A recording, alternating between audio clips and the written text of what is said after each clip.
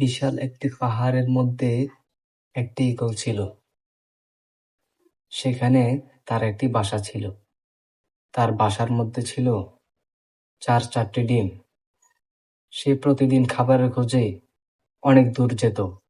একদিন ঈগল যখন বাসার বাইরে ছিল, তখন ভূমিকম্পে গোটা পাহাড় নড়ে উঠল। এতে ঈগলের একটি ডিম বাসা থেকে ছিটকে পড়ে গেল। গড়তে গড়তে সেই ডিম এসে পড়ল পাহাড়ের নিচের এক মুরগির বাসার উঠোনে। সেই মুরগি ডিমটিকে নিজের বাসায় নিয়ে এলো, অন্যান্য ডিমের সাথে রাখলো। যত্ন করে ওই ডিমটি ফালতে লাগলো।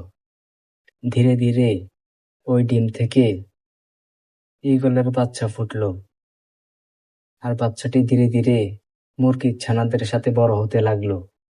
কিন্তু সে ভেতর থেকে সব সময় অন্য কিছু অনুভব করত।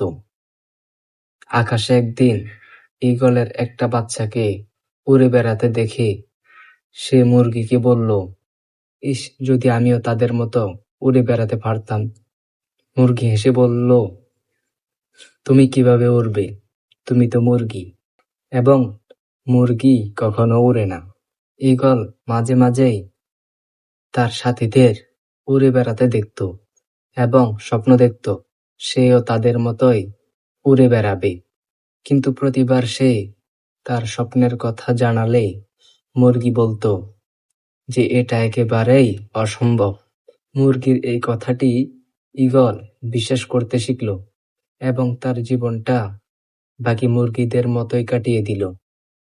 অনেকদিন এভাবে কাটানোর পর একদিন সে মারাও গেল। আমাদের জীবনটাও সেম ওইরকম। তুমি যা বিশ্বাস করতে শেখো, একদিন তুমি তাই হয়ে উঠবে।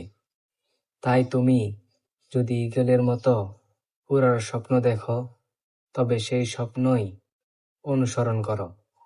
মুরগির কথায় কান দিতে যেও না।